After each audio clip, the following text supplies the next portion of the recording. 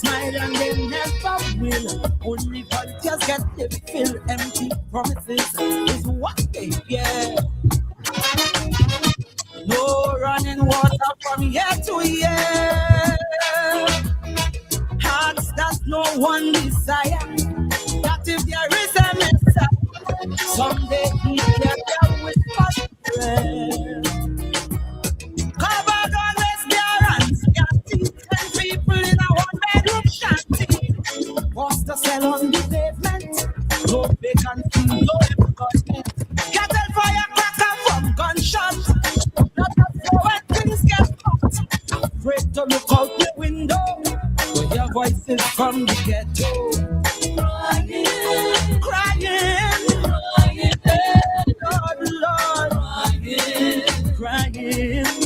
Voices from the ghetto. Crying, crying, crying, Lord, Lord, voices from the ghetto. Help us, Father. Lord.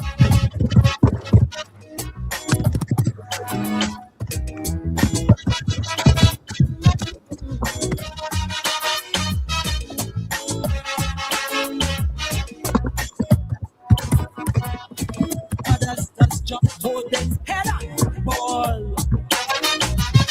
And them woman stronger than a wall.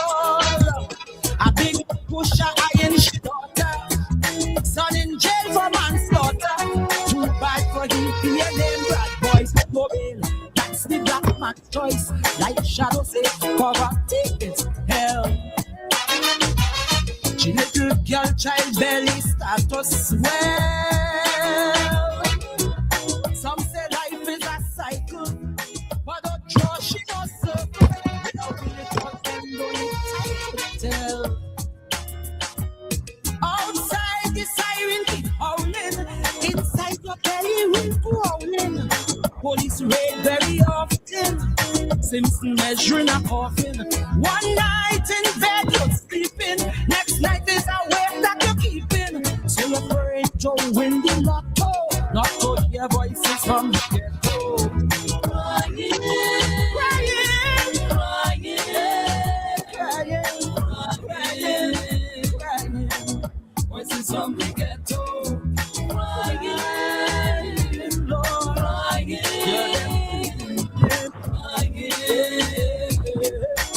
Voices from the ghetto.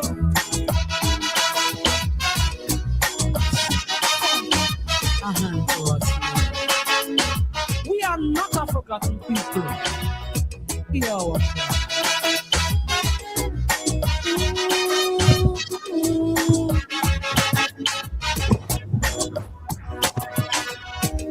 With dented Friday soldier on. Revolutions, hate politicians born. And often their tragic story brings a journalist glory. No wonder they feel the words on. From since the day they're born, some call them rebels without a cause. These social victims of unjust blood, but yet they christen the heroes. Renegades, desperados, forever knocking on heaven's door. Hear me? Steel band music shatters the silence. Harmony to conquer the violence. Big men run when cops approach, fighting for scraps with the cockroach. Young Turks, they're tough protecting. Almost every young girl expecting. So tomorrow, begs till a borrow. There'll be another voice from the ghetto. Crying, Lord, crying, crying. Voices from the ghetto, crying.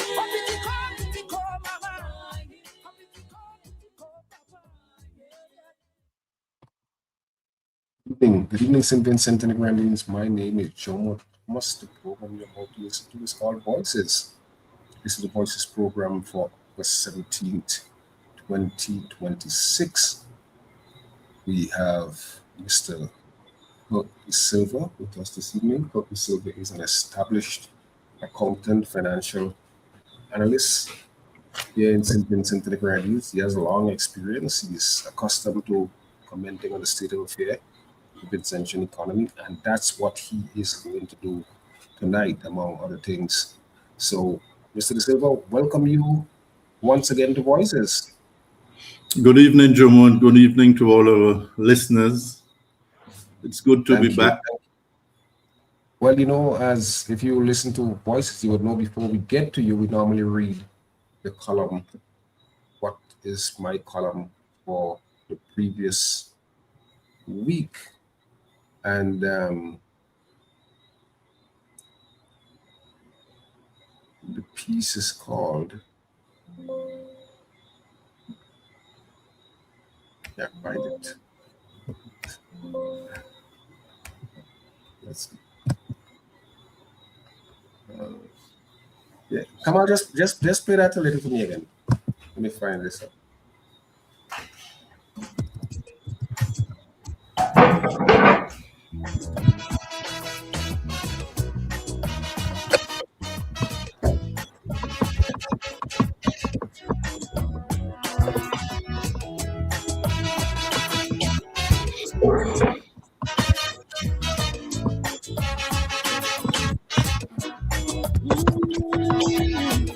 The sun rises slowly over the hills.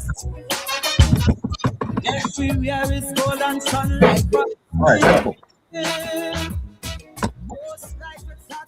Okay, I said the piece this week is not my piece. It's actually a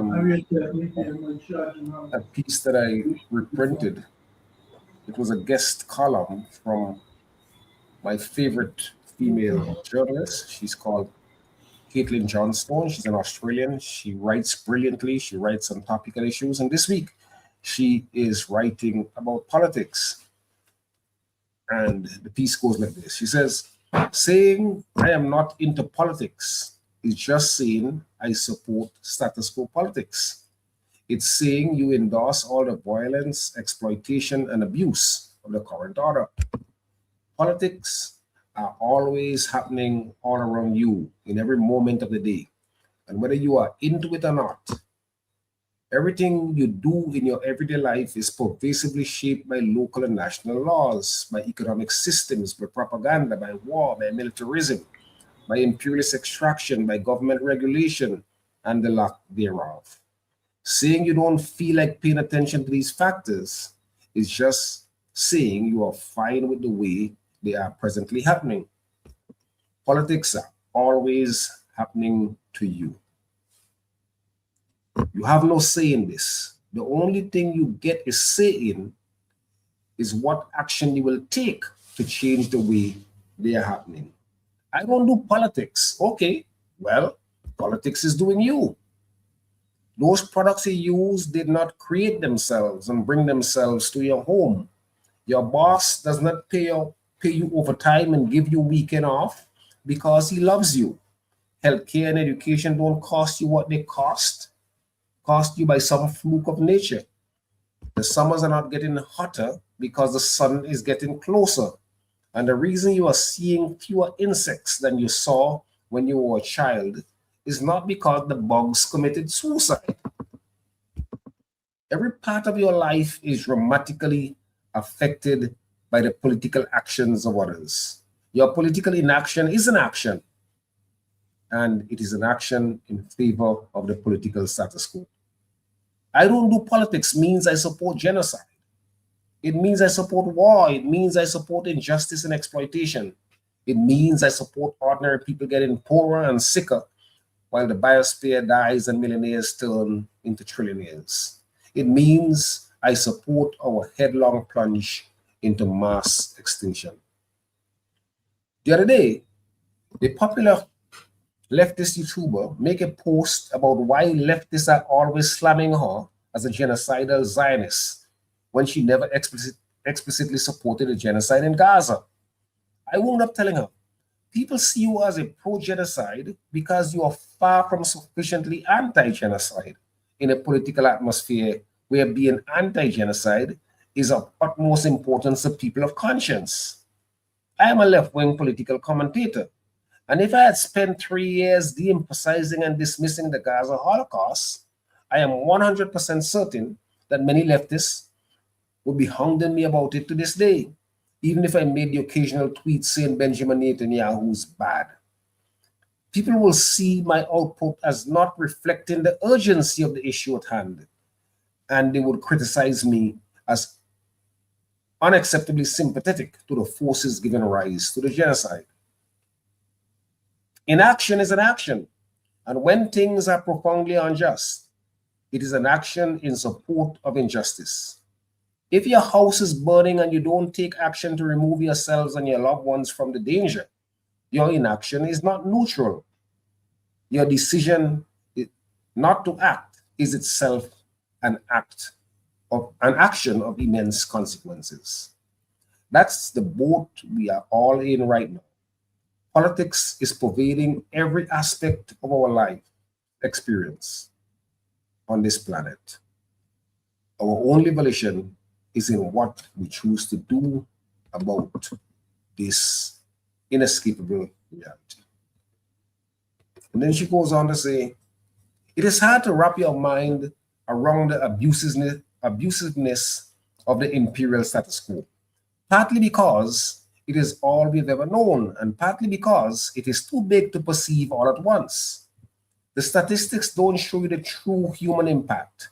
The personal anecdotes just show you small snapshots of individuals suffering in their own lives. A working single mother crying in her car in a TikTok video because the endless toil necessary for survival is all-consuming and overwhelming. A news report about a child labor in the Democratic Republic of the Congo, cobalt mines, an Instagram reel about a father in Gaza carrying a plastic bag he has been told contained the remains of his daughter.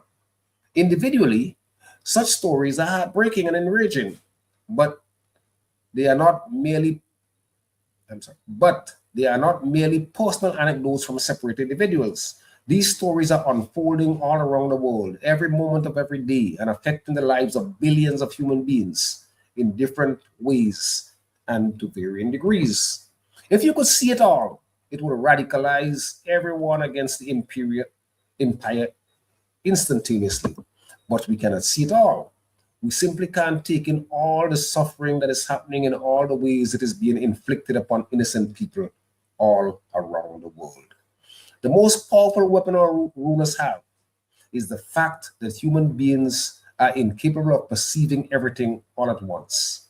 If everybody could perceive all the consequences of the decisions being made by powerful people on a deep experimental level, most of humanity would rise up to overthrow the established order, and there would hardly be anyone willing to defend it. The only thing keeping the heads of the oligarchs and the empire managers attached to their necks is the limitation of human perception, which of course is why they work so hard to maintain the present limitations of human perception. All the propaganda, internet censorship, AI shenanigans, algorithm manipulation, and government secrecy we see from the capitalist empire is there to keep us from seeing too much, because unadulterated truth tends to have a radicalizing effect on the mind. That is why they are scrambling to roll out police drones, AI mass surveillance, and autonomous weapon systems, while doing everything they can to slow down our access to information and insight. It is a race to get us fully locked down in a capitalist dystopia, policed by militarized robots before humanity's unprecedented ability to share inconvenient facts and ideas let us see enough to cause a revolutionary awakening in our collective consciousness. So, in that sense, there's really a kind of worldwide struggle between light and darkness, not in a religious sense, but in the sense that there's a direct ongoing conflict between the agenda to see and to know versus the agenda to keep things hidden. Humanity's highest impulses are trying to bring things into the light of awareness, while those representing our lower nature are trying to keep things obscure in the darkness, ignorance, and confusion. I don't know which side will win in the end.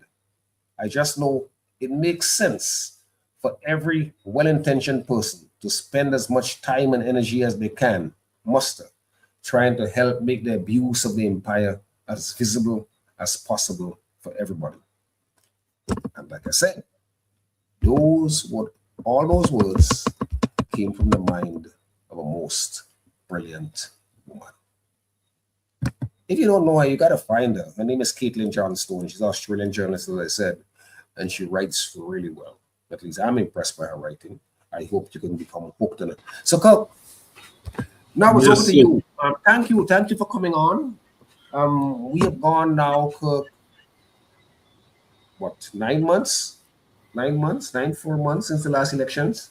Any first impressions? Having observed, I know you are a keen observer. Before, I just wanted to comment first on the month of August being our Emancipation Month. Sure, and go ahead. Maybe one of the most important day was August 1st in the history of the Caribbean. And I was asking myself, Jomo, are we talking enough about the incredible contributions of our people, particularly our African people, their contributions to St. Vincent? Have we spoken enough about reparatory justice? You being a former chairman, and I'm not even too sure if we have set up a committee dealing with that under the new administration. Well, I know they have plans to set up a committee. I was reliably informed that I would be named as the chairperson of that committee. As the chairman, okay, that would be quite good. It's quite fitting for you. So, but in the month, I thought we may have had more activities during the course of the month. Well, the truth of the matter, Kirk, is that for the first time in 25 years, we had an event at Victoria Park. I don't know if you. And we must congratulate the government on that, right, because prior to that, people knew it as August Monday holiday, and some people didn't. Prior to that, I know that my colleagues, brothers and sisters from the village of Diamond, Diamond used to have an event on July 31st that went into August 1st, Emancipation Day, and we'd go up there with beat drums, we'd have short speeches, we'd sing progressive and revolutionary songs, and then we have a flambeau march around the village to bring in Emancipation Day at midnight. And I know that my sister Idisha Jackson, who is now our ambassador to Havana, to Cuba, would normally hold an event at Sion Hill to commemorate Emancipation Day. That event, and parliamentary representative for West Kingstown, Daniel Cummins, each year, for many years, in fact, for the last 4 or 5 years, I was invited to the Nutritious Center, where Daniel and people like Robert Patches Knights, the others, had an event there to commemorate Emancipation Day. So yes, there have been smaller events, but I really think that you brought something into focus, and the New Democratic Party administration, government has to be credited for bringing that event front and center, giving it pride of place on Emancipation Day in Independence Park. So yeah, but I take your point. We need to do more, and I'm hoping that event at Independence Park could grow and grow and grow and really become a significant event in much the way it was in the 70s and early 80s when I was still. But not to think, we need to go further. Reparatory justice is not just for the historic wrongs of slavery and the slave trade and colonialism, but I think we need to go further. I think it requires the dismantling, the transforming, of some of our contemporary systems. We still have things like Maurice Road. We still have Princess Margaret Beach in Beckwith and that sort of thing. And I think we need to move into that pact as well. It's not just reparatory justice as compensation for slavery, but I think it goes beyond that.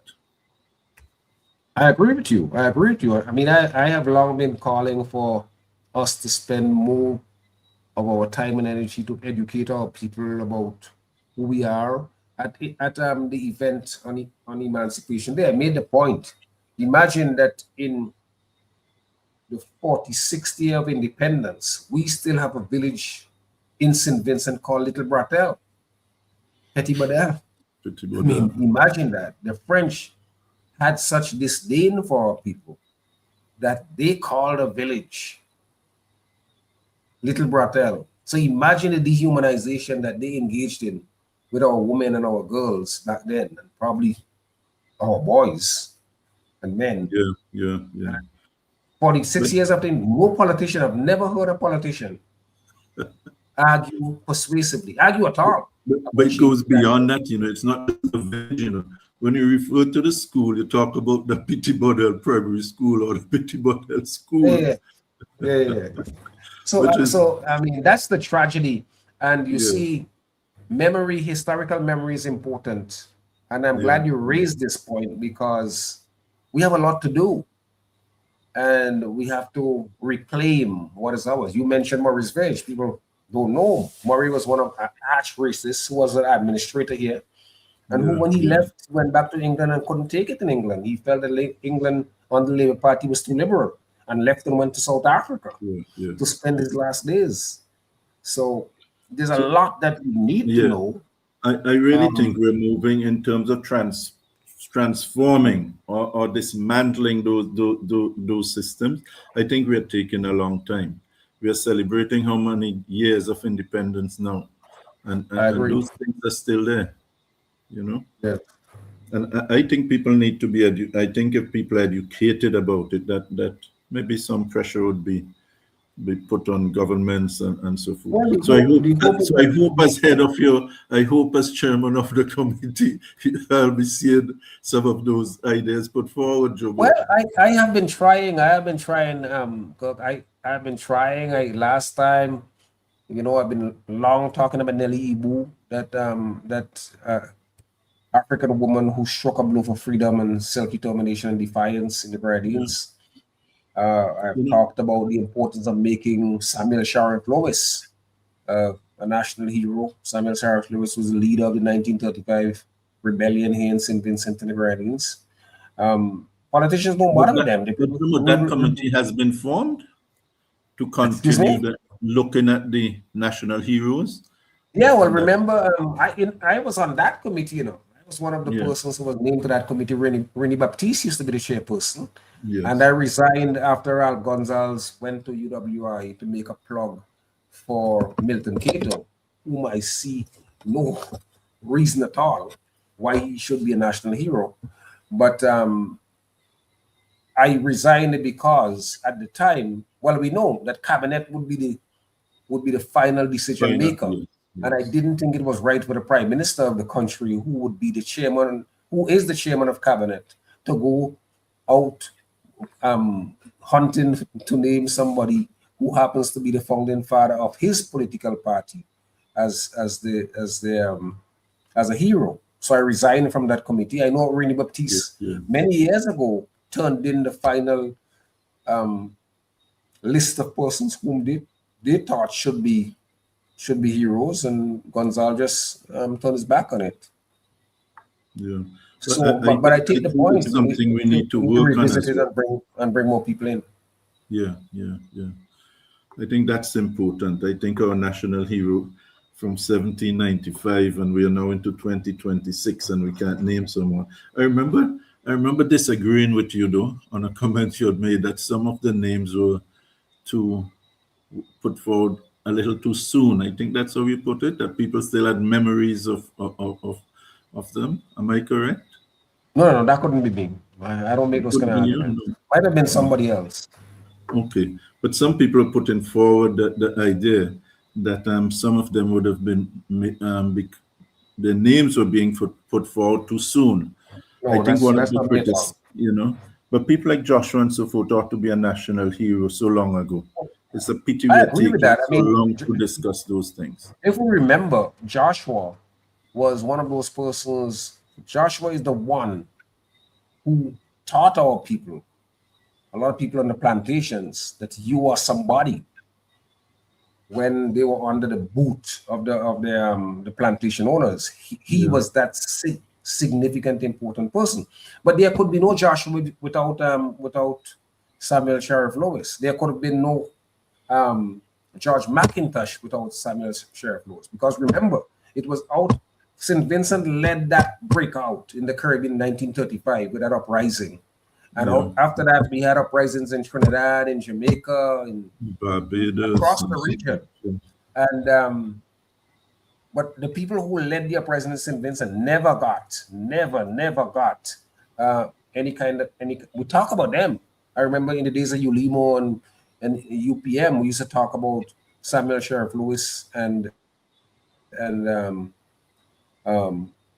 others in that struggle, but they never got named. I mean, people like McIntosh and Joshua, and then some people start talking about K2 and what's the lady's name? They used to be at high school, Miss Kiza. I mean, I don't see how any of these people come close to McIntosh. I am not.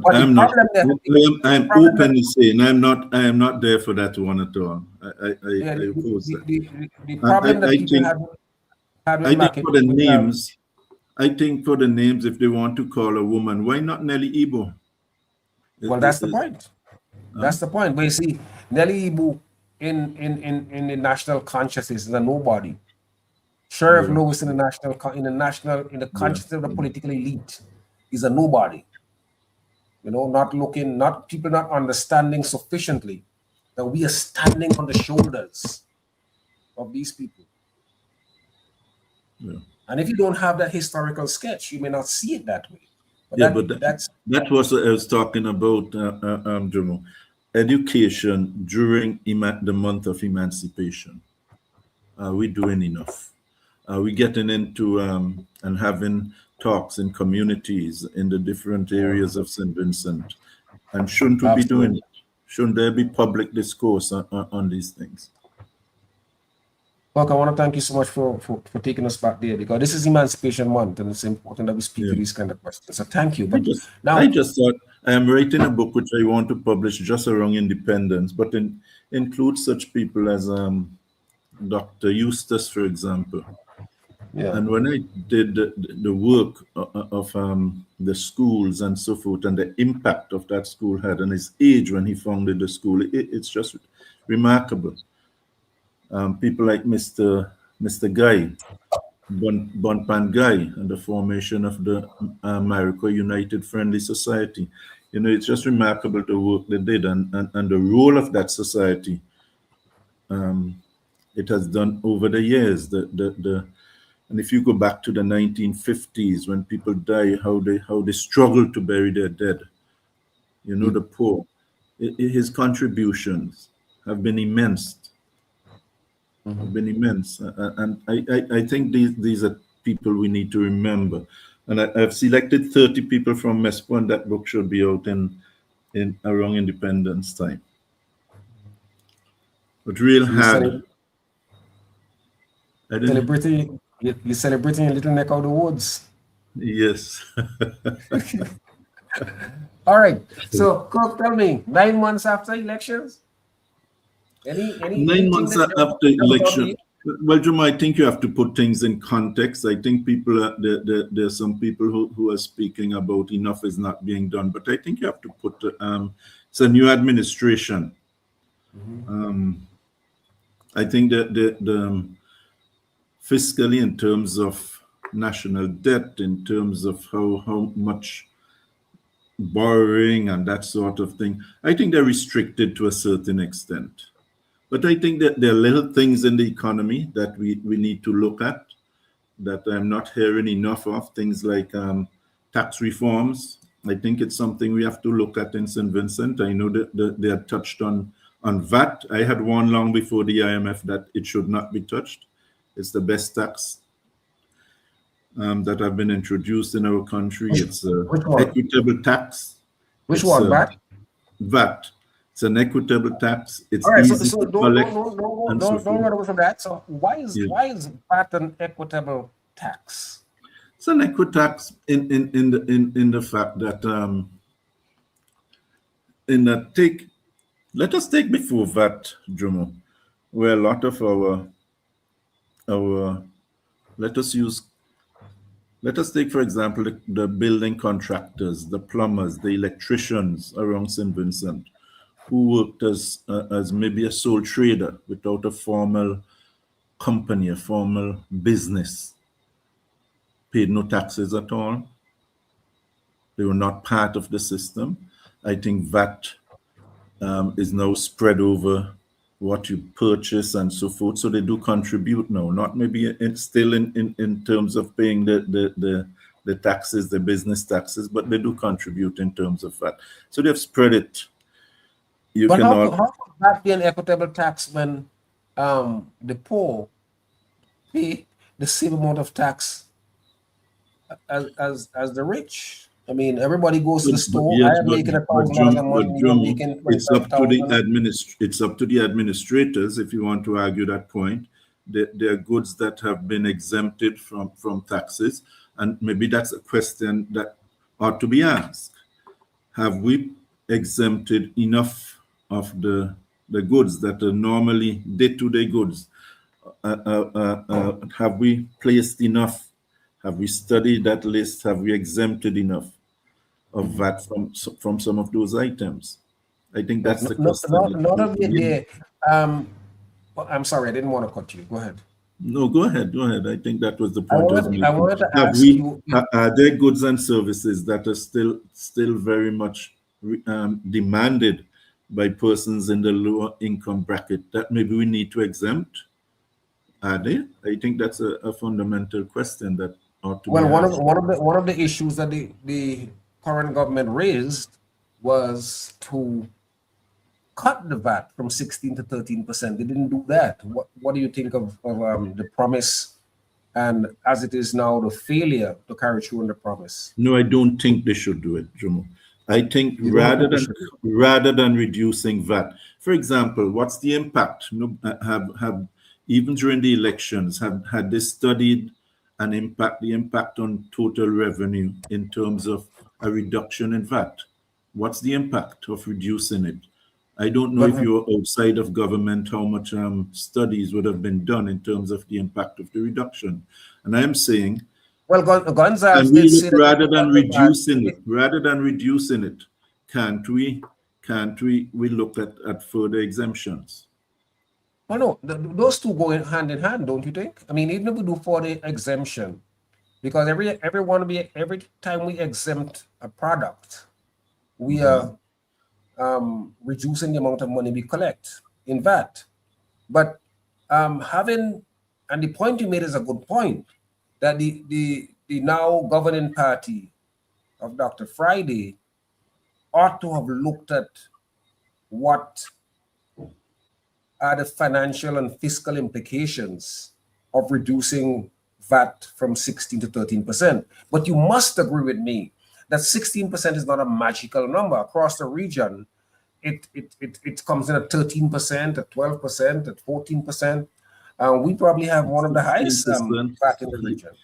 Yeah, I have not gone through the VAT rates, to be honest. I think I did it a couple of months ago, but I should have done it to share with you. But some are up there. I think one or two countries maybe a little more, but it's high. VAT is high, but again,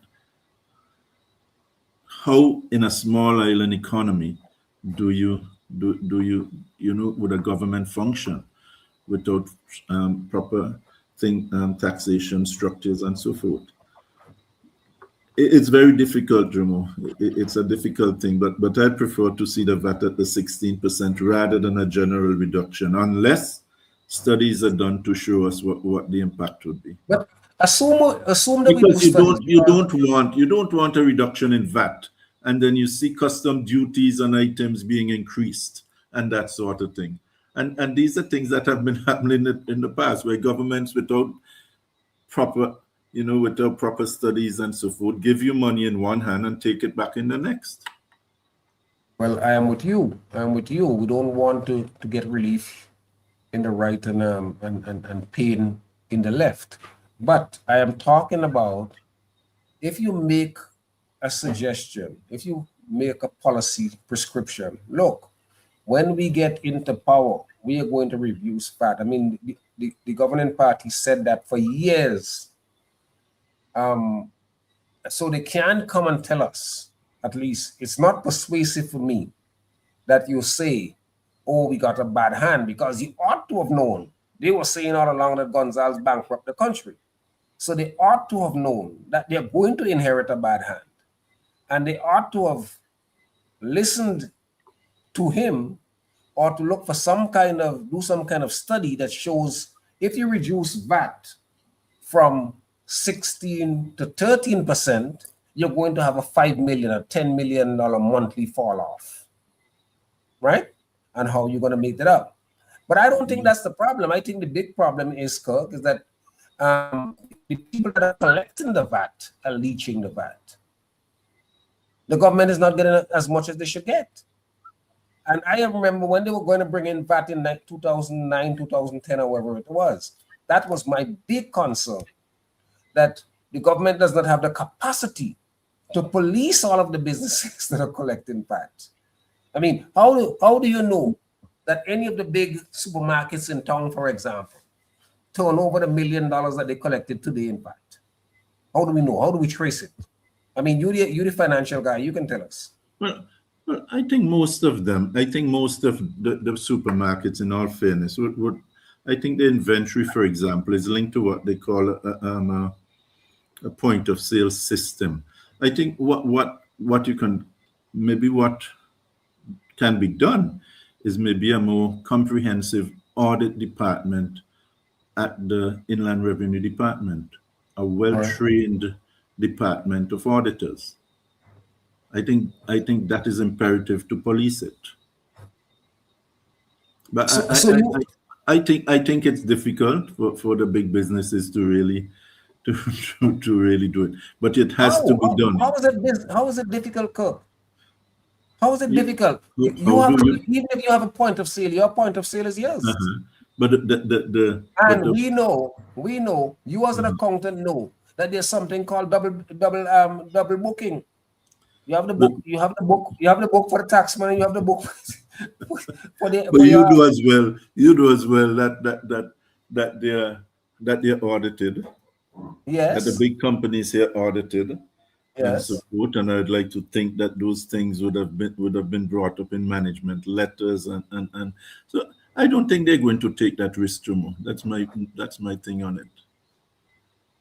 I don't think I think if you tell me that some of the smaller businesses, Here's why you are naive. Here's why you are naive. We just had a case that went all the way up to the Privy Council. The Unicama case, in which the government had assessed these guys for like about $22 million.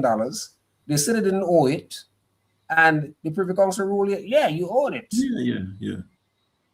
And you know as well that over the last 24, 25 years, but that was corporate taxes. Hold on for a minute. Cable and Wireless was audited twice, and both times the government got like about $40 million. Digicel was audited; they got millions of dollars. So why do you think that they would be fair and square with us? We were speaking specifically about the VAT. I know.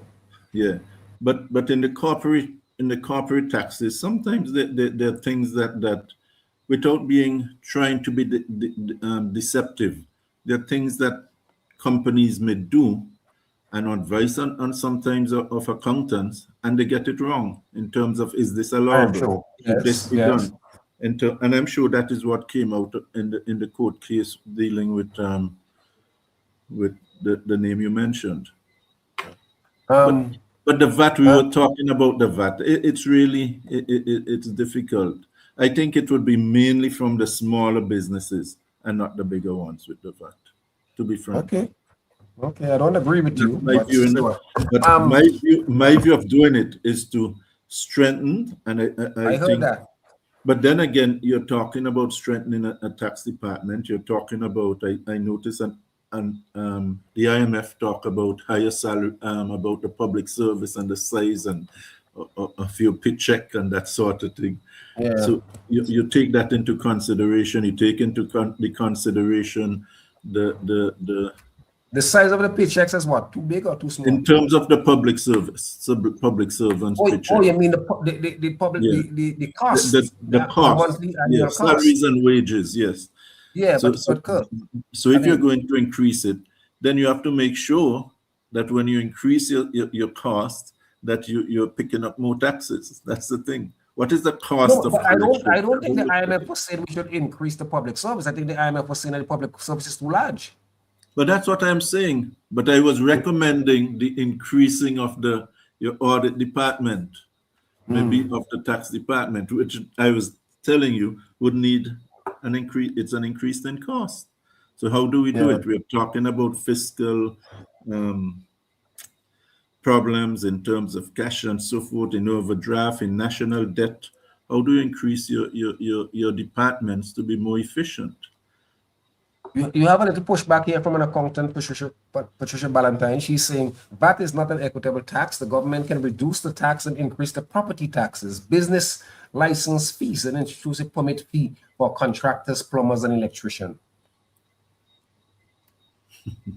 Well, I explained what I meant by the equitable tax. Some people may argue that in fact it's a regressive tax. You know, some people may want to argue that in that the poorer person, for example, would pay a bigger portion of their salary as opposed to someone else. Some people may argue that, but I qualified my equitable in terms of who paid the tax.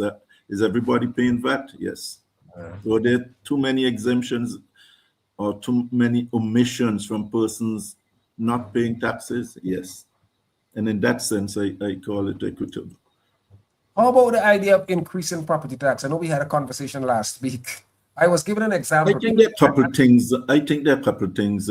We can look at. I was telling you, I brought up the fact that, for example, for some big businesses, and I want to say this without people saying, look, you're an accountant and maybe you want more jobs. I'm not saying it for this. But I've seen big businesses. There's nothing wrong with you wanting. There's nothing wrong with you wanting more jobs. You must not defend this. No, that's. But there's people who are arguing that. I would argue the fact that I've seen big businesses, big companies in town, what in our standards would be considered big businesses, with sending what we call an accountant's comments, Jomo, accompanying their tax returns, the financial statements. It's really an unaudited set of financial statements. And I'm wondering if the time has not come for us to set a threshold. For example, if your company or your business makes $2.5 million, should it be audited so that the tax department should be comfortable with it? Rather than take a comment from accountants which says these things are not audited, we rely on management for the figures, and this is the taxation, and they file the tax return. But why would a company pay an accountant to say that the financials are not audited? Yeah, because they want the tax returns filed. They can't. Basically, the audit may cost more for one. The accountant's comments are basically accepted, and for the reasons. But I think the time has come for those sorts of little things to be looked at. They may be considered little things, but things to be looked at. That again would increase and could lead to a significant increase in your taxes collected without removing VAT. And the other thing is the land tax. Why were you only now looking at property tax rates? Because I was with the conversation we were having last week. I happen to know I got a valuation for a property where the property is valued at $1.67 million, and US dollars, and the property tax was 1,400 Eastern Caribbean dollars. When some people pay half of that for their house tax. Yeah, and you ask yourself, have those things been valued? And I won't be surprised if some properties like that are being rented, Jomo, Well, actually, the property that I'm talking about is being rented. They have 6 or 7 rooms there, and it's being rented for $420 US per month. Not per month, per day. Per day, yeah. how could you value it? So what do you base your value on? Just the that's the other thing. What is the property valued on? Is it valued on the business or the worth of the property? How do you value it, and what that sort of thing I think need to be looked at for businesses. Yeah, I really, really believe that property tax should be increased. I cannot see how. But I think they're looking at it. I think the government has announced Well, that. they have been looking for a long time.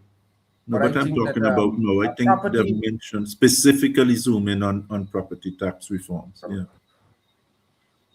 But I just want to go back to the VAT for a minute before we go on to other places. How do you? I know you said from a policy standpoint you don't agree with the reduction, but I know that you unless Jomo, unless proper studies are done. Right. You just cannot name. I think a figure was just named, and it's a pity because we still in this day and age campaign like that. We just say things to maybe win office and that sort of thing, which is pathetic. Right, but that's where I want to go with you. Having said that, how does the governing party get out of it in terms of one of its major policy positions? We're going to reduce VAT. A lot of people wanted that. A lot of poor people wanted that. And then one would only hope that I think they may get out of it by maybe gradually. They would have to study the impact of a reduction and maybe gradually look at it. 1 year we drop it to 15 and 1 year we go 14, that sort of thing. But I don't think you can drastically reduce it by the 3 points.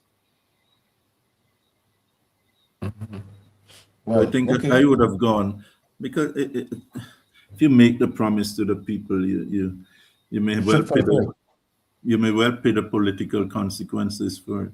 Absolutely. And I think it would be even worse if they wait until 2029 to drop it. I mean, that would surely be cynicism, right? Yes. I think we need to look at it. Can we keep our promise, but can we do it gradually? 1% this year. I think the previous administration reduced, for example, the threshold. They increased the threshold. It was $12,000. It went to another figure. Today's $25,000. But they didn't do it one time. They simply did it year after year after year. And today it's at $25,000. Right. So maybe something like that. I know people are calling for the threshold to be increased as well. I've heard the talk. But that too has its implications. Does it benefit the poor more than it benefit the people with high salaries? It's something to look at. So I think there need to be to really look at the taxes. Maybe. Well, a lot of people. There are a whole lot of people in St. Vincent who don't make $25,000 a year. So if you get a tax exemption from $25,000, that means that you're not paying any.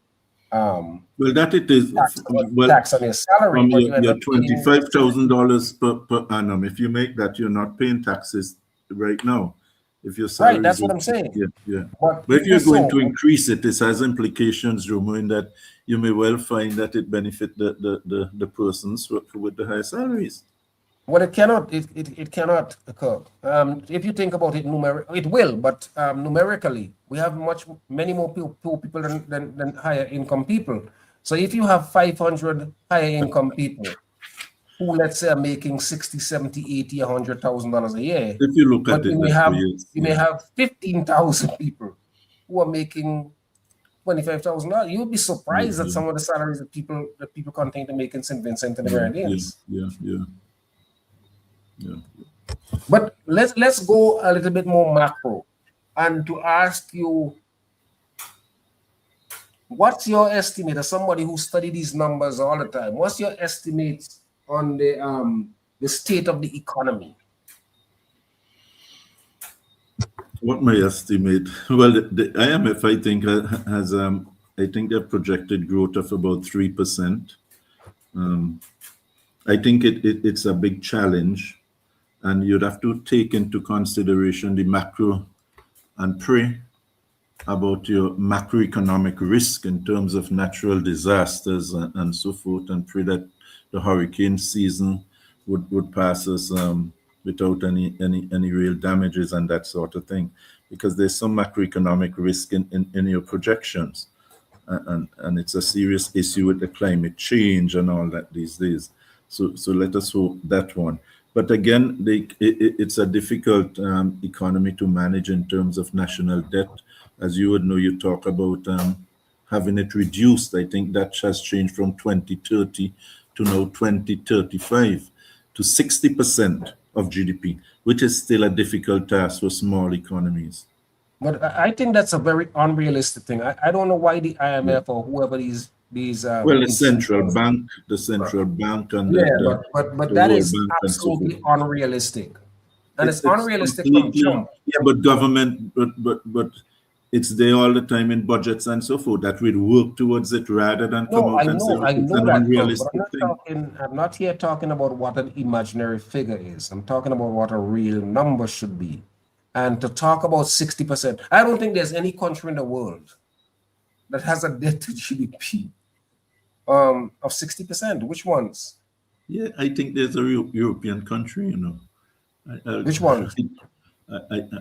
I can't. I mean, somebody can Google it and tell us. There's somebody below 60%. But you're not the Americans. America is about 140 something. I know. They have what? How many $1 trillion worth of debt? So I saw the figure recently, trillions and trillions of dollars. But to the compared to other Caribbean countries, some of them are way ahead of us as well. Absolutely, I know that. And this morning, right? But I think too some education is needed about it. I think the politicians play around national debt, and if you really think about national debt, if it is spent on projects that would increase your GDP and so forth, then what's the hullabaloo about your national projects? You prefer not to build schools, you prefer not to build a hospital, you prefer not to fix roads, prefer not to fix port. What do? Leave them? The same argument holds for deficit budgets. But that argument is a political argument. It is not an economic argument. And here's why. No, it boils down to an economic argument. Let me develop the point and you can respond. Mm-hmm. I hear a lot of ULP people saying now that they're out of power. But and Gonzalez just said, we don't have to use the money to do this, But we wouldn't build schools, we wouldn't build this, we wouldn't build that, we wouldn't build the other. And in a simplistic sense, that is true. But in a practical sense, here's an example of what I'm talking about. Remember, in the last period, 2020-25, there was a lot of talk about building a high school in Belvedere area, right? Yeah. And what you remember what the reason was for building the high school in Belvedere? The reason was that of all the constituencies in St. Vincent, East St. George did not have one. But think about it. We have a high school, we have West St. George. If you take from the Gap to go into that area, we have West St. George, you can get there in about 15 minutes. You have the Carapan School up the road that you can get in about 15 minutes. If you drive 20 minutes, you could get to 3 high schools in Maricoa. You have the convent school, you have the Seventh-day Adventist school, and you have the Emmanuel High School, right? So, but people will tell you, you wouldn't build schools, you wouldn't. I mean, the argument don't make much sense. The other point has to come in prioritizing. We need to prioritize our projects. Are we doing things that could have, take a longer time? Let us leave that alone. When I look at, I'm very upset, honestly, about the high school and the other school, the other secondary school that they're out Annisville. I think some priority. I think we have to prioritize. In terms of what? In terms of our spending. Can we delay some projects and take and do others that would be more beneficial to the majority of Vincentians. But you make the point. You give the example of high school to make which point? In To terms of make the the listen, point that, you're saying, that should we not bother with the high school, or should shouldn't we do the high shouldn't school? we shouldn't we have done high school already, and maybe instead of Well, I would think some other so. projects, shouldn't we I would have think so. the But you know, other secondary school, the Thomas Saunders Secondary School? Shouldn't we have done that school? I would think so too. But I had an interesting conversation with a teacher at the high school, and she says there's a lot of emotions and sentiments that go into placing the high school where it is. And she says that she thinks the high school, to the extent that they're going to build it, they should build it around what they have now at Arnesville. And she told me something that I didn't know. She says initially, the girls' high school was a stony ground. I don't know if you knew that. No, I didn't. And know then that. they brought it to this present spot. And she says currently at Arnesville, they're doing they have a farm, they have Yeah, I saw some corn. I saw corn and so forth on my way to right, they cricket. have chickens and rabbits and so on, things that they will not be able to do at the spot at high school because of the limited space. So she says, why go back there and jam ourselves there when we have more space and we could develop a really and let that school be a pilot in the emerging Arnesville, quote unquote, new city. That's something attractive to me. Okay. So the question was, but the question is, do you want to use up prime lands where you're talking about extending maybe building a modern city for a school, and why not? Take it up with 2 schools? Why not? But it's not. It's workable. You have a playing field nearby too. Yes. Yeah. But I just thought it was a really good point the teacher was making, and But I did try and hard. Is the soil and thing down there suitable for agriculture, though, Jomo? Well, you can be sure they had that was part of a plantation, Kirk. Yeah, that's true too. Yeah, that was part of a plantation. You spoke about you spoke about the economy, but maybe we can link as well. Maybe you can link as well something like our crime to the economy and what is happening in St. Vincent at the time being, because we always hear that governments are not dealing with it, and really and truly, again, it has been like a political use for political mileage. I mean, crime is a complex thing. What do we do with crime? And is it going to impact tourism and so forth if it continues like that? So there's a link of the crime to tourism and that sort of thing. I noticed in Grenada. But why do you? Tell me. Why do you link crime with tourism? Why not crime with the well-being of Vincentians? Why tourism? Why tourists? Why do we have that foreign? Why do we look outwards? I look outwards because when you look at some of what is happening in the Caribbean, where the United States, for example, would have put up a travel, a travel warning to Americans for Grenada. Grenada. And right, but Grenada has you know the reason. That's a special thing. Exactly. So don't even talk about that, because Grenada had 12 homicides last year, and they put a travel advisory. Yeah. But you know where it was done. Right. So there's politics there. There's politics there, but why can't things like that can't be done here? Why not? There's a lot of crime in Jamaica at one time. Jamaica had a warning on it. The other thing is the Prime Minister of Jamaica has been boasting that he has now reduced per 100,000. It has gone below 25, I think, something like that. There has been a significant reduction. I saw some of the numbers recently, but I don't want us to go to crime. Okay. Although that may be easier But subject. it's not, but Jomo, it's not just it's the issuing of warnings. If it is published a lot, and I saw some nasty articles about St. Vincent and crime and so forth, which of course are exaggerated, it could look at a tourist planning to come to St. Vincent and say, no, that seems like a bad place as well.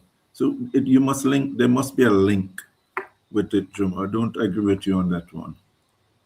Where people that may change their mind. I am not saying there's no link. I am saying the link is overdrawn because people still go in droves to Jamaica, and Jamaica has, in terms of raw numbers, far more homicides than St. Vincent. Yeah, but how many of them are done in Montego Bay?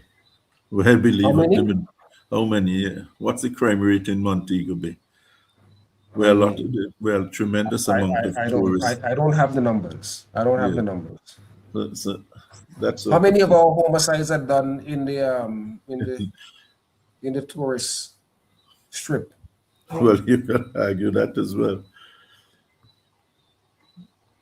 So you believe in? I was reading just last night that quote by Marcus Aurelius, the Roman emperor, the philosopher. Yes, I know Marcus Aurelius. Where he said, "Poverty is the mother of crime." You know that quote from him. Poverty is Psychology Today, that magazine was saying it's time we drop that argument, and they talk about the opportunity of crime and people personality and that sort of thing. Well, I think that all of those are in the mix, but the truth of the matter is, any place in the world you look, any place in the world you go, there is an emphasis on tracking crime, or that the kind of crime that makes the news are the crimes that are committed by the lower classes. You don't get a lot. I mean, what's the last time we got somebody in some big civil servant that got tried and sentenced for solicitation or for corruption, or some politician being pulled in? But those are big. I mean, Kingston, you well know, is a laundry. But what's the last time you hear people get charged and tried for laundering? But you only have to walk through the streets of Kingston to look at some of the places that opened to know that, in a real sense, the dance can't pay for the light. Yeah, I've made that comment ages ago. The jerseys and jeans cannot pay a $10,000 rent, and we can talk about it's a serious issue. But again, the policing of it, the what is being done about it, Jomo. And white-collar crimes on the whole are not done by the poor; they're done by the rich and That's my point. The people who go to church every day, That's and the people point. who are happily married, and people with kids, and the people who are respected in society. That's the point. Basically, yeah. Because in terms of when you look out at St. Vincent, based on your training, your experience, financially, what do you see on the horizon? I think we could be positive about St. Vincent. I think, I cry a lot, and I say, boy, we can't even manage 100,000 people. We're just not doing well in managing 100,000 people. There's still too much poverty. There's still too many little things we are not managing. It's 100,000 people, Jomo, and I feel a little perturbed about it, that we are not managing. It is not easy to manage. These countries are difficult places to govern. I know, but I come down to priority. What the priorities of our government and what they should be. Do we need a 15-man cabinet, for example? Difficult to manage. We're talking about stringent financial problems. We certainly don't need a 15-man cabinet. But these are things we have to look. Do we need 15 constituencies? Yeah. Well, But those are very limited. Hello? I don't know how it disappeared. But you know, the whole question about the 15-man cabinet and how many constituencies we have, I don't think that those are small issues from an economic sense. Even if all of those ministers were making $10,000 per month, that's $150,000 per year, which is just about just over $1 million. $150,000 per month, just over $1 million. 1.3, $1.4 million a year. In the broader scheme of things, that is not a huge amount of money. What I think we need to think about is what we do with the kind of money we get. When we, for example, get $300 million from the World Bank to build a hospital, and then midstream we say, you know what, we will spend that $300 million to do hurricane burial relief, and then we would go and borrow another 120-something million to do something else. I think that's how we spend the money is what is significant. Kamal, I don't know why Kirk went off, so why don't we take a short break and hopefully he may come back. Oh, here he is. Yeah, yes. Sorry about that. Yes. Yeah, I was saying, Kirk, that the issue is not so much whether we are having 15 persons in a cabinet or whether we have 15 constituencies and have to pay the politicians. The question is what we do with the money which we get. And I was giving the example where the World Bank had given I think $80 million to build a hospital, and we borrowed some from the QAT fund. No, not the QAT, the 25 million from the OPIC fund. And then we say, oh, we changed our mind, we spent all of that in hurricane burial relief, and then we went to the Taiwanese and borrowed 100-something million. So that's the question. And then we know that under PetroCaribe, we raised like about $750 million. And by 2021, all of that was done. In that PetroCaribe, there were financials that came to the parliament that said that PetroCaribe is now bankrupt. So the question, what did we do with that kind of money over 15 years? What did we do with it? Yeah. And was it properly spent? Because in a country where we don't have a lot of money, where we don't have a lot of resources, we have to look to see if the people who are managing the system were actually being prudent in what they were doing. Yeah. But those are the kind of conversations. Those are the kind of conversations I think we need to have. Yeah. But you said that you are optimistic, but I don't think you fleshed out sufficiently why you said you are optimistic. I think we could be optimistic. I think we are going to see some tourism, growth in tourism. I think we are going to see the construction industry. I think we are going to see some of that in terms of projects and so forth. But mainly construction, like in what? You mean like in homes and so on? The projects by the government. I think they have the hospital ongoing. I think they've mentioned some others in their budget, but mainly through public spending. And so you see, so the growth is going to be solely mainly public spending. Yeah. But if the growth is mainly public spending, Kirk, you're not going to have a lot of productive activity. I'm not finished. I'm sorry. But it's the private sector. The private sector. One of the things I criticized earlier was the investment was. Let me backtrack. One of the points I note about tonight is about, we talk about, for example, hotels and the construction of hotels. One of the biggest hotel here, I think we need to look at one, our food bill in terms of feeding tourists, and secondly, how much of that profits remain here? Well, very little. We know that already. We don't have to study that. Is repatriated, you know, that sort of things. Some of it never gets here because the bookings are made abroad. Yeah, and the commissions and so forth and that sort of thing. And Plus I think these things they don't pay taxes. Plus staff. A lot of the construction workers are from Construction workers are foreign. Foreign, yes, that sort of thing. And we ask ourselves, Jomo, what do we do when we sign contracts with and we can go further before I get to the contract. A lot of the Vincentians are employed in the lower bracket at hotels. Yes. The cleaners, the whatever, but senior management sometimes are not from St. Vincent.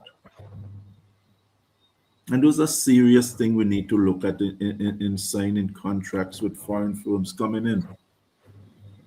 And we need to look at, we're talking about revenue and managing fiscal and giving fiscal incentives and so forth, but we have to be so careful. You have to be so careful. But I think that I would like to think that we could look forward to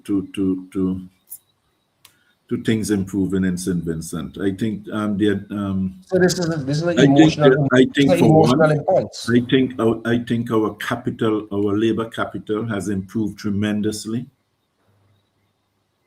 Our labor capital, I think there's a tremendous improvement there. I think there are a lot more graduates now, a lot more trained people.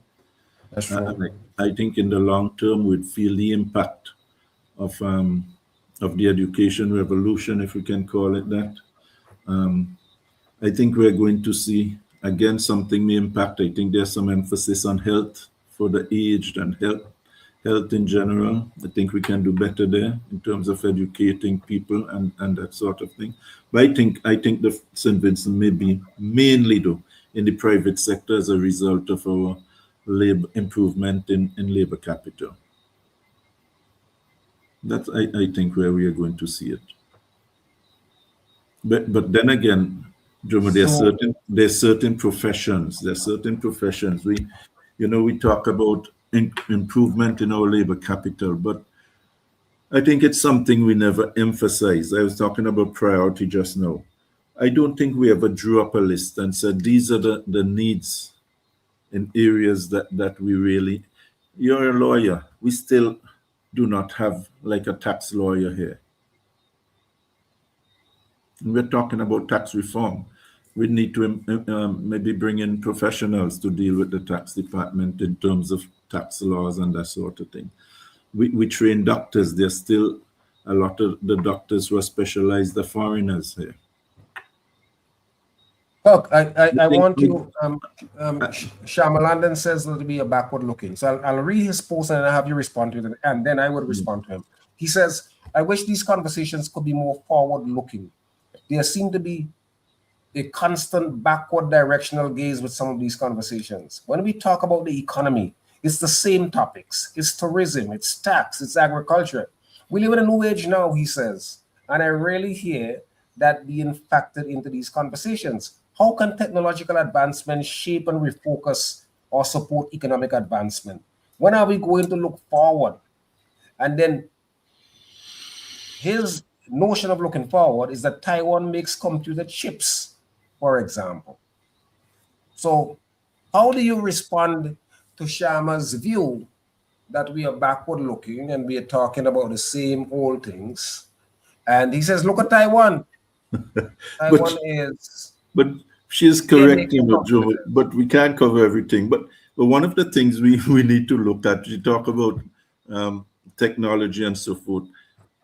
We have not, apart from going to the college, the technical college, when we finish school, our secondary school career, What about what do we do in our primary schools in terms of IT, in terms of teaching children instead of having them go through all these texts and so forth? Has the time come for when our students reach maybe standard 3, standard 4, that they start be more involved in new technology and so forth for education purposes?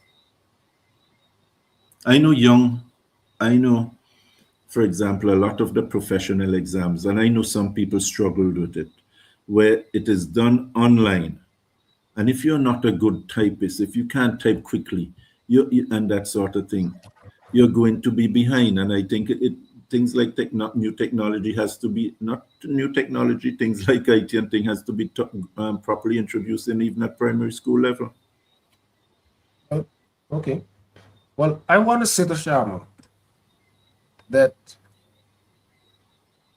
unless there's a radical change in the financial, fiscal, and economic and training architecture of the world, in 100 years from now, most of the countries in the global south are going to be at the levels which they are. Because it is almost as if they are trapped. He gave the example of Taiwan, and we could extend to what they used to call the Asian tigers. The Asian tigers, a lot of money was pushed into the Asian tigers. In fact, a lot of money was pushed into China beginning in 1973, because the Americans were concerned in splitting the Chinese from the Soviet communists. In much the same way that the Asian tigers got the kind of push that allowed them to do some of the things which they were able to do. And then we saw that what are perceived to be the Asian, take for example, a place like Singapore. People talk about Singapore, oh, Singapore is the size of Jamaica, oh, Singapore and Jamaica at the time of independence were about the same GDP, and now Singapore has flew forward, leaps and bounds ahead of Jamaica. That conversation does not factor in that in the conflict in Asia, the big, powerful industrial countries saw it as their business to build up Singapore. That conversation does not factor in that in that sea lane that comes down across from Singapore, Singapore makes hundreds of millions of dollars from it as a sea lane where a lot of the traffic in the east come through. That don't happen in Jamaica. But if you are uninformed, you say, oh, look, Singapore is doing this and Taiwan is doing this. And yeah, Taiwan is a major chip developer. But do we have the wherewithal to become a technological? Do we have the energy infrastructure? There's so many factors. Hold on a second. Do we have the energy infrastructure to do the kind of things that Taiwan is doing on the technological front? And the answer is no. So, I mean, we could talk about, looking forward. And this is why these countries are locked into tourism, like most of the global south, they're locked into monocrop agriculture. They are locked into extractive economies where people are coming in and taking what they have. That's the nature of the economic system that we have. And this is why when we do bananas, they take it away. When we develop relationship and we get Petro-Caribbean, we get some concessions, they dry that up. When we have the financial services economy, they dry it up. When we ask for reparations, they say, hell no. This thing is by design. Yeah. I don't agree with you, though, with we are going to I don't want you to agree with me. I want you to contend with me. But Jomo, we need to look at the region. We need to look at regionalism. We need to look at some form of something better than CARICOM. What is CARICOM doing? Has it benefited the islands over the years? as much as it should. There's a sort of parochial way of politicians in the Caribbean. Honestly, can't we do better at a CARICOM level? Why, in this day and age, we still have to have a passport to go to country in the region? Do you think if Why- we had a why is single there- passport, why is do you there think if we not had a enough- single passport, we would have been better off? No, but I'm continuing. Why don't we have a region, an economic region, like something like the European Union, in terms of not political? I'm but all for that, economic but that union? would that make us better off financially, economically? I think so. In so. what sense? We duplicate everything. We advertise for tourism individually. We have diplomats abroad, almost every single country, renting, paying for places, staff, and so forth. It's something we have to look at. Would regionalism help? Would some form of economic I am in agreement with that. I am in agreement with that. But I'm here to tell you, even if the Caribbean had one prime minister and one foreign minister and one economy, in much the same way you consider the United States as one economy, the Caribbean would not have been much different. I don't agree with you on that. I really don't agree with you on that. There are too many resources stretched around the region that are only benefiting individual countries. Shama, I would like for you to develop the point. You said I am minimizing what you were saying, so I want you to tell me more, so that, because I don't want it to be a conversation between both of us, but I know people are reading and listening, so it's not my intent to minimize your point. So if you can develop it more, and we can learn more from what you were saying.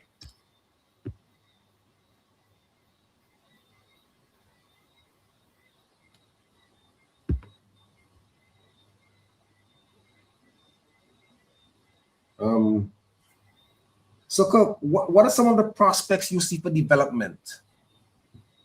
Prospects for development in St. Vincent. Well, you went broader when you were talking about what we could do with CARICOM. But do you see any prospects?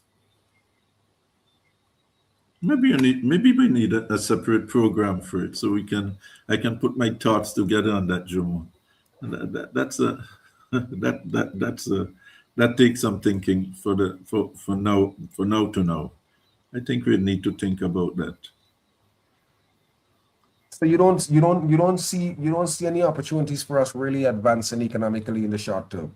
I think so, but I think I'll need to put some flesh on some of the thoughts.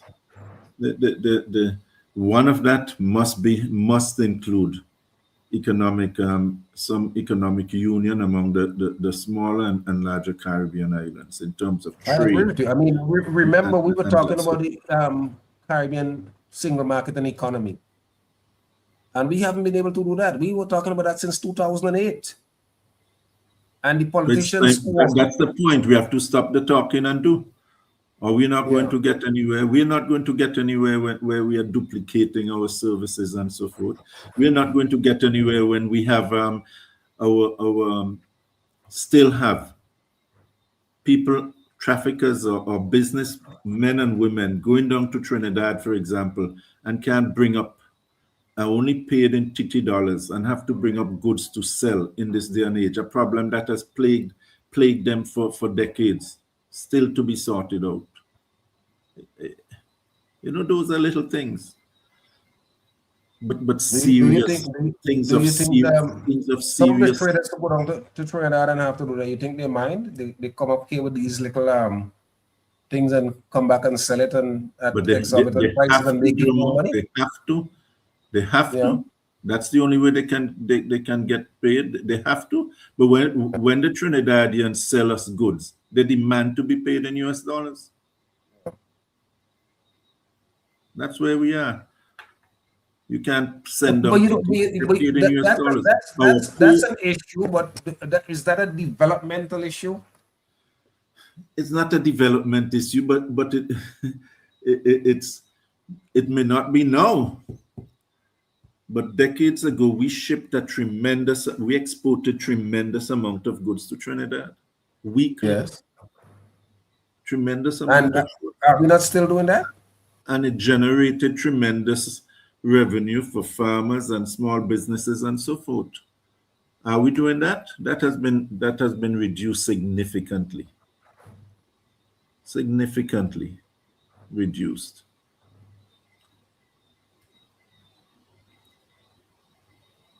Are we? Interesting. We look at things. Are we doing enough in that? The somebody mentioned we talk about agriculture and that sort of thing, but are we doing enough? We don't have a land use program, a land use policy here, where we talk about improvements in agriculture, Jomo.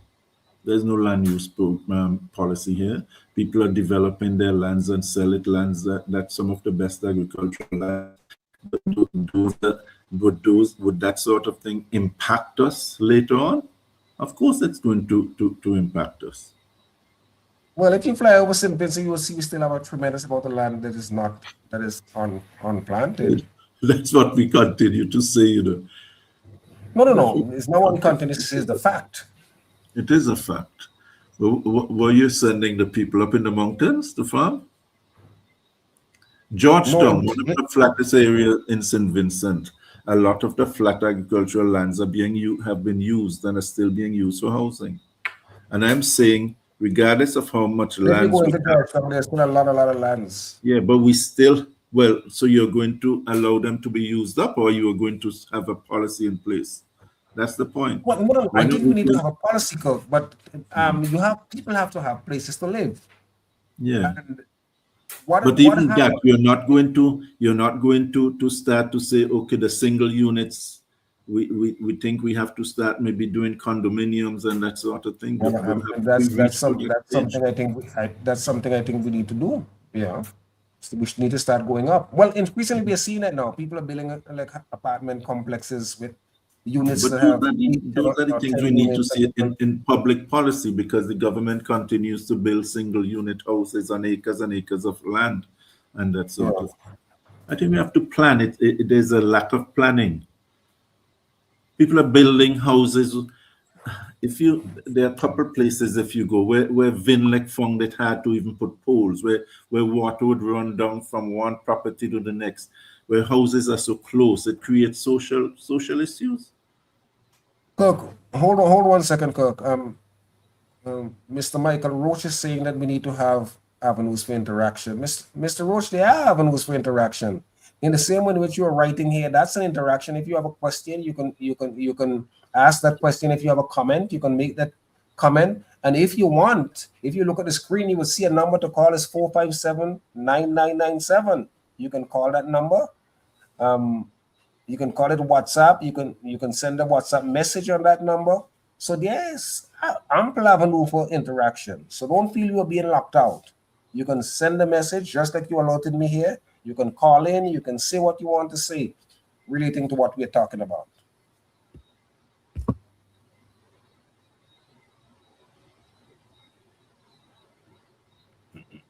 You see, I happen to think, right, that part of the problem in our region, in St. Vincent and our region, is that we don't have a conceptual understanding of what development is. So for a lot of us, and I've made this point for decades, a lot of us, development is New York, London, Paris, Amsterdam. But St. Vincent may never even be Port of Spain or Havana or Kingston. So if we have that conceptual understanding of who we are, what we have, and what we might become, I think we'll put ourselves in a better place. So if I were to have an administration, I would want my administration to be known, to be celebrated as the best, most transparent, most functional, most accountable administration, first in the region, and that will be my selling point. Because when you look at our budget annually, where do developmental assistance come from? comes from grants, which are not a lot, and it comes from loans, which we can will afford to borrow. So we're in a straitjacket. Consequently, we have to think through. We get a fair amount of scholarships now. We have to make sure that we tell our young people, if you're going away on a scholarship, you're going away to study something that would redound to the benefit of the country. Right? So that's one thing. And we also have to think that the development that we're going to have is not going to be development as in New York or Philadelphia. So the kind of development that we are going to have is to try to make our people more and more comfortable. Try to develop our healthcare system.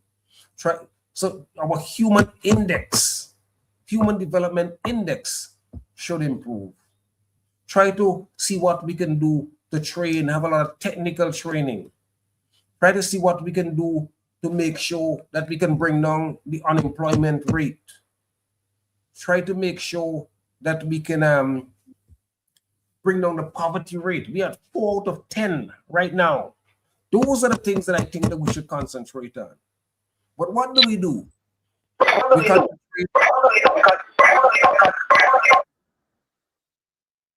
Okay, I'll close it off. We concentrate on the big projects. We concentrate on all of those kind of things that don't really serve the country well. And part of the reason why that's the case is because rather than political parties having developmental agendas, they have agendas that is tied and married to elections.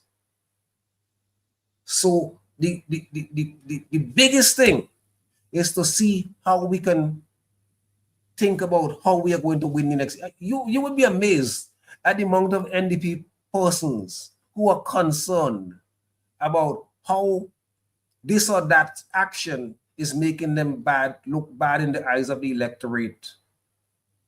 And the electorate would not get a chance to say anything again until 2030. But so rather than concentrating on governing, we are thinking we have an eye to the elections. That doesn't make for, which is the same thing that happened with the previous administration. I think that's our problem. I don't think we conceptually we have an idea as to we have a proper understanding of where we should be and how we should go forward. But that's a problem in the region, Jomo, where policies that may impact positively on people is shifted towards not so much the development, but what happens, how would it impact politics, and how would it impact the next general elections? And those are things that really impact the economies and so forth. You take, for example, already people are talking about Kingston. A lot of people talk about Kingston. Have we planned it? Can we do better in terms of the vendors? The vendors are the least of the problem. I'll come to that, but I'm just showing the point. Could you, if you try to deal with them, the first thing we think about is politics. Would you get their votes? And that goes for a lot of things that happens in St. Vincent. I'm not saying to get rid of the vendors, but I honestly believe we need to plan it properly. That we need to have certain streets and proper. But I think that furniture and so forth for them. A bigger problem than the vendors is the drab state of the town. The government should pass a Kingston Beautification Act that says at least once every 5 years you have to paint your building. And you know, Kirk, you are an accountant, you know that. But we have said that over and over and over. We had that discussion here on the last program. I know. Yes. But nothing is happening. And you as an accountant know that they can account for it in the expenses. So it's not as if it's throwaway money. It's money that it's part of an expense. which when they file a tax return. But unless the government does it and said this must be done, I mean, the only other place I've gone, I've said this before, that is as dry as Kingston is Paramaribo and Suriname. But that is about to change because they now found oil and they're probably going to be able to break down all the buildings. It goes beyond just painting, you know. There are businesses in town that would take their garbage and put it on the sidewalk. Still, that's not there, yes. Yeah. But they're not supposed to do it. They're supposed to take under the $5. They're supposed to take. No, but they're supposed to be responsible for their own garbage. Absolutely, for the removing and to dragging the garbage away. But we just, you know, sometimes we feel bad and people think bad if you call us a lawless state, a lawless society. But honestly, the businessmen ought to pay for that, and they need to charge them and fine them. And you're talking about revenue and so forth. How could you bring out empty cardboard boxes and at noon in the time, tourists walking through the town, you pack them on the sidewalk? Another thing again, Kirk. You see men urinating, Jomo, in the gutters in town. We had someone who's trying to get in. Yeah, okay, let's bring the person. Caller, good evening. It's time for your voice. Yes, good afternoon, gentlemen. Yes, sir. Jomo, this is the first time I call in your program. But anyhow, you're discussing so many things that I don't know which one is the topic to really jump in. But anyhow, I would like to say these couple little words. The politicians in St. Vincent wasting time. Okay? They're wasting a lot of time. And it's just politics they're playing as you're going on with the debate. However, just one little thing I really call to say is that now this is Ms. Prasad's second term in office. Now when Ms. Prasad was in office for the first time, Ms. Prasad went in Guyana and picked up some lands in Guyana. So the producing, Trinidad is producing in Guyana to supply Trinidad market. So it's impossible now for Trinidad to buy the amount of products that they used to buy from St. Vincent and the Grenadines. You understand what is going on in Trinidad and St. Vincent market and the produce? You got that? Yes, I heard you, sir. Right, then. Well, we got to talk again, you know. Okay. Yeah. Yeah, go ahead. Yeah. Thank you for your comment. But he mentioned Trinidad. The Barbados government has I know they have sent a lot of a couple of farmers off to Guyana where they have a big farms and export their farm products to Barbados.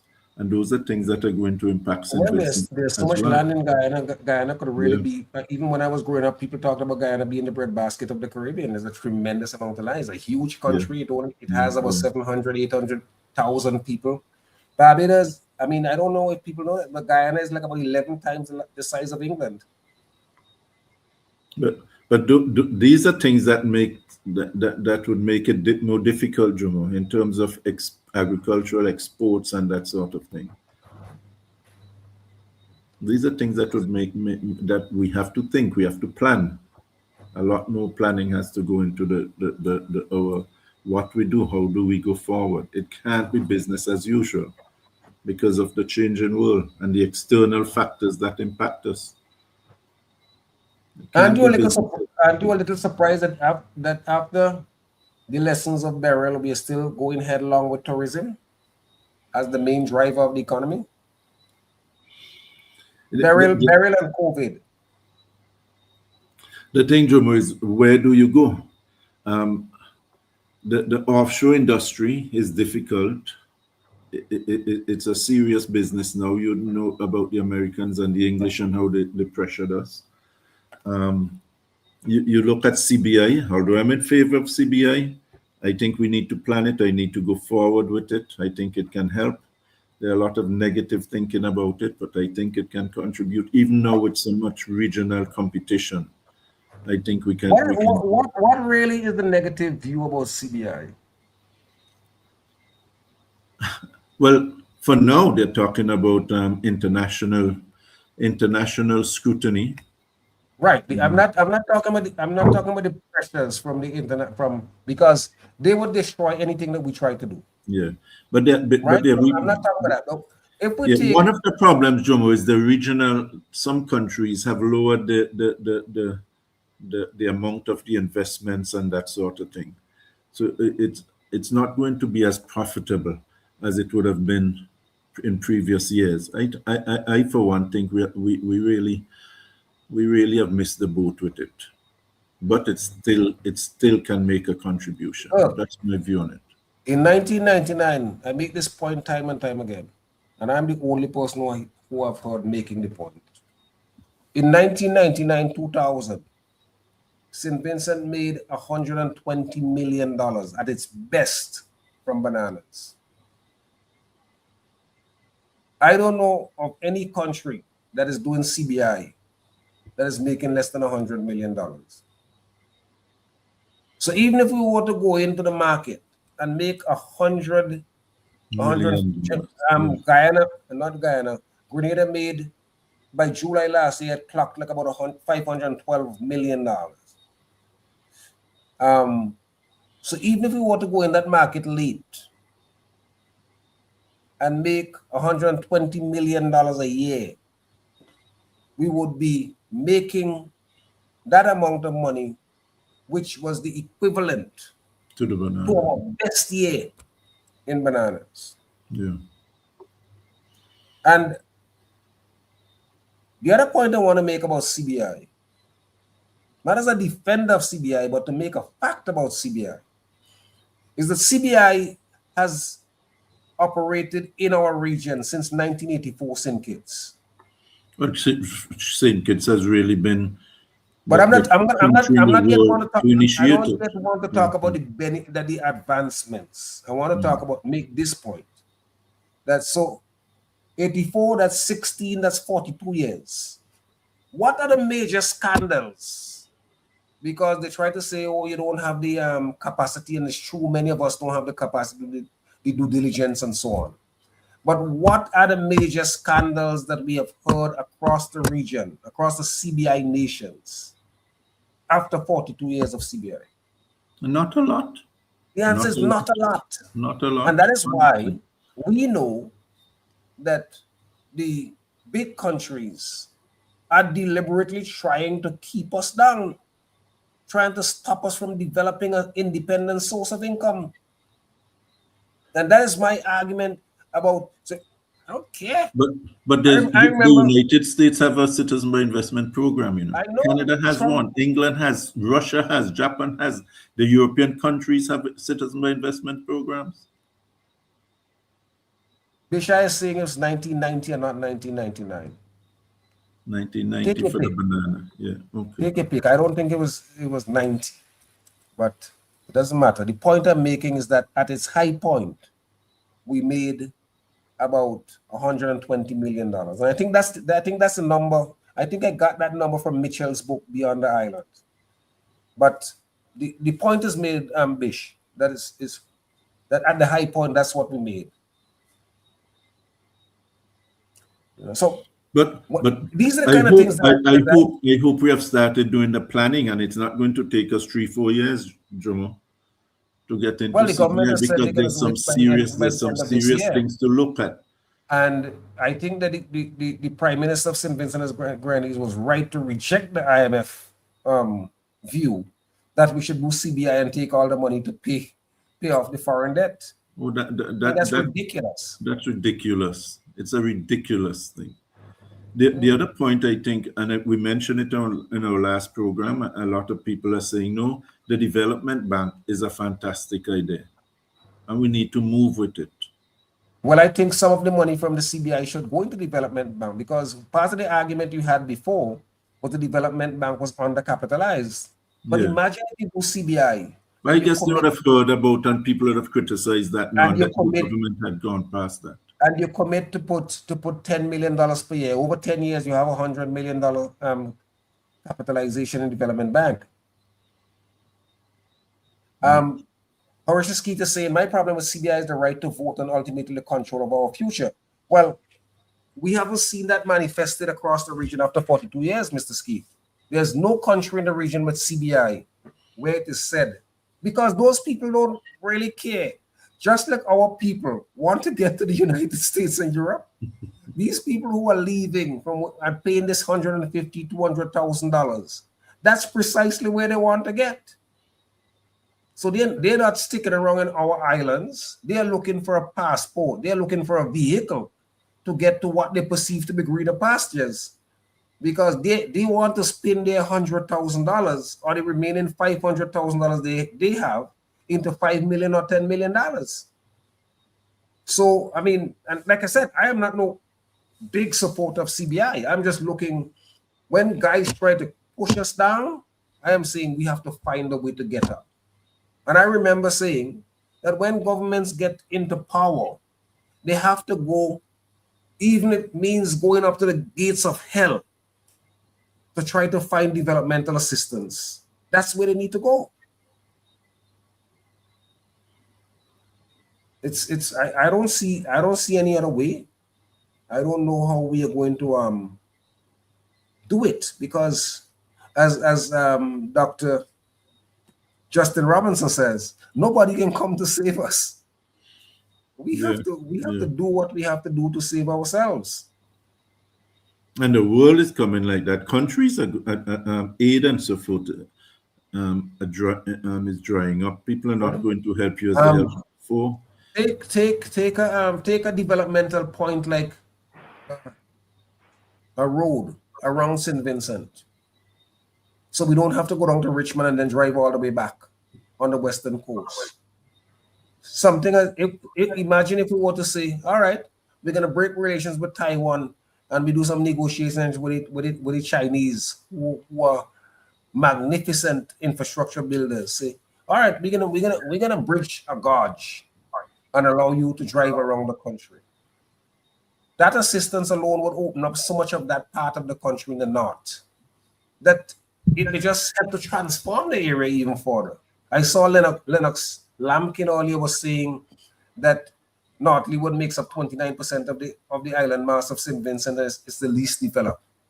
Well, between North Leeward and North Windward, if we were to have that connection, instead of guys having to run over Lassufre Mountain, we would have a motorable road that whereas it would take us 3 hours to go over the mountain, it now takes us 25 minutes, because that's not very far. We have a caller. Caller, good evening. It's time for your voice.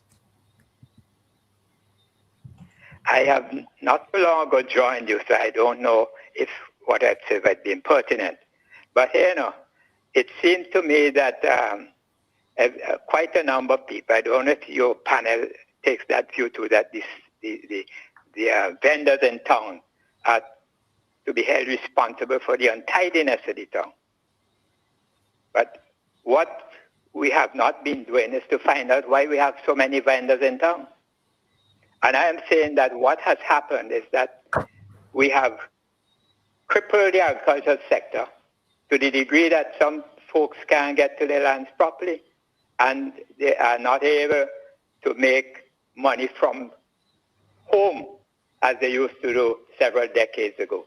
So everybody, at least quite a number of them, have to come to town to scramble to sell a few this or that so that they can provide for their families. Because now the vendors, 90% of the vendors you see in town, where they operate, they would clean it after they have finished. 90%. That is correct. Pardon me? I said that is correct. I've seen vendors cleaning their spot before they set up and after they leave. But you have business houses utilizing the sidewalk, accommodating their clients to park there, etc., etc. And you have sometimes stones dislodged from the sidewalk right in front of the big business houses, even banks, and they can't even replace a stone, which would impede the smooth flow of pedestrian traffic. Those are things we have to look at. We have to be realistic. And why are the vendors coming to town? Because a lot of them have not been getting the support that they should have, or they had been accustomed to getting several decades ago, even under the colonialists. And that's something I think we have to look at. Because we in North, we were there, St. David. We have been suffering because of the absence of roads to our farms. You know? And or even in South Leeward, there used to be a major producer of agricultural produce. The major arteries into the higher regions have been closed for many years.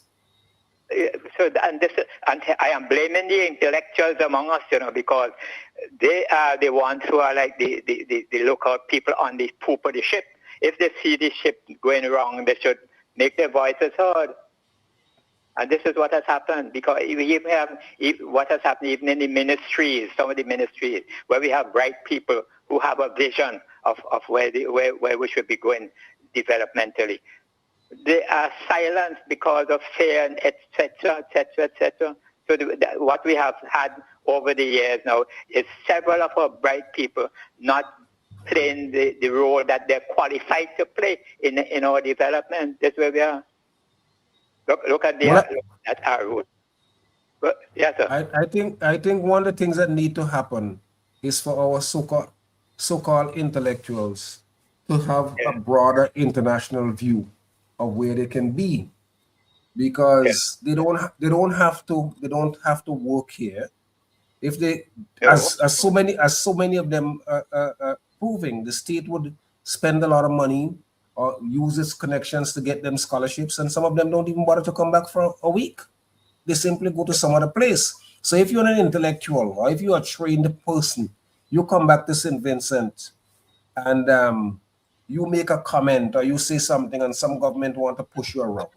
You push back against that government, or you go and work in St. Lucia, Dominica, or Grenada, or the United States or Europe.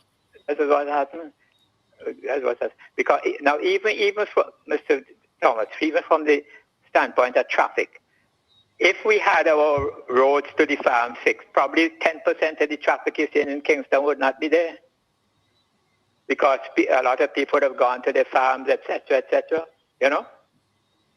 Well, I think and Kirk was talking about planning earlier. I think we need to decentralize much of what we do, so that somebody don't have to leave Chateaubelair to come into Kingstown for some basic things. I saw earlier in the comment where Lennox was saying that, for example, if we were to build a port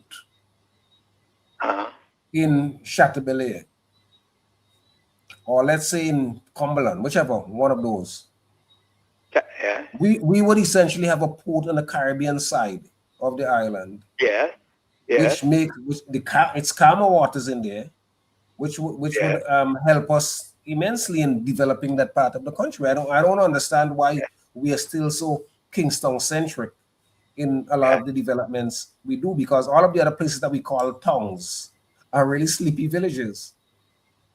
Yes. And a conscious effort should be made to develop them. This one too. Now, we in North, we were St. David, as we call ourselves. We were hoping that if we had proper access to our lands, we would have been able to supply our friends in the Grenadines with food at 10% lower than they pay now. Yeah, because we would have had our boats being able to berth right in those days you talked about there, Chateaubelair and Cumberland. And if we could get to our farms, we would have been cool with keeping the relationship with our Grenadines brothers, healthy. But no, they're not. We hear a lot of yapping on radio and TV, but we don't get the action that we need to impact our condition. So I am hoping that this is the season before the intellectuals to guide us, to guide the discussion, and to show. I think we have a lot of certified people in St. Vincent and the Grenadines. I'm not so sure how many intellectuals we have. I have always said that I think that St. Vincent is an intellectual wasteland, because the truth of the matter is, as one, I think it was Chomsky who said, the role of the intellectual is to tell the truth. I don't know how many of us are committed to telling the truth. Because for some time now I've been saying we have a lot of PhDs, but sometimes there's ART missing from between the H and the D. I think one of the problems too is that half of our intellectuals would be on one side of the party, and when another side wins, they're just packed aside. So you're always using half of your resources, really. But when our politicians fail us, and the intellectuals, those who have the capacity to guide us, do nothing, when the calamity comes, when the serious breakdown comes, they have to be held accountable to you. See? So they must be afraid to give the guidance when they have the capacity to do so. Gentlemen, thank you very much for listening. All right, thank you so much, sir. Thank you for your contribution. All the best. Pleasure to have you on. Look, we are coming to the end. Any? We must let us do a program looking forward as to what we can, what is best for St. Vincent. We need to look at it, but put the ideas, but I'll need to do some work on it in terms of putting some flesh on the bone with it. How do we go forward? I think that's a fundamental question that even everybody in St. Vincent should be asking. How do we seriously move forward? What is development? I think that's where we need to start. Yeah. What is development? What does it mean to have a developed St. Vincent and the Grenadines? Yeah.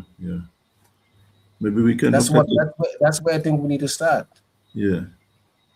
You know, and we need to. I think in some instances we need to lower our horizons, not in terms of what we can do, but understand that we would never be London or Paris or Amsterdam, or not even Kingston or Port of Spain or Bridgetown. But still, we can have a kind of life that that is meaningful and upful, as we used to say back in the UPM days. Mr. Backus, I really want to thank you. You know, you have really been pushing a tremendous amount of ideas. You know, I really want to thank you for your contribution tonight. Okay. For all of the thoughts that you have brought to bear. I hope you would stick around. I hope you would come again, and I hope you would help to make this Voices program even better. When you need me, I'll be here. Thanks for having me. Yeah, Kirk. I know that you are always a willing contributor to Voices, and you can be sure that we would call on you again. And I want to thank you for coming on. I want to thank you for sharing your views, your expertise. And next week, we are going to have a very important program. I want to give you a heads up. We are going to have a Professor Audra Dipti. She has a book called Chained in Paradise. And the book is really, she talks about how history has been weaponized in the Caribbean, how history was used to change the future. And it's going to be a good discourse. And I want to give you all a heads up so that you can come and join us next week, and maybe even go out and buy her book between now and then. Yeah. Okay. It's available here, though, or we need to order it? I think we can always get it on Amazon. Yeah. Okay, great. Yeah. But I want to thank Kirk. Thank you for coming on. Those posters who called in, I want to thank them for calling. Those posters who commented, I want to thank you all so much for commenting and raising questions, making comments. I know that there are so many other things that you could have done over the last 2 hours, but you decided to come and stay with us here on Voices. Thanks for that. Remember, read, pay close attention, because what you don't know can kill you. Until next week, this is Jomo Thomas saying good night from Voices. WeFM 99.9 presents Voices, a talk show that's not just new, it's phenomenal. Voices.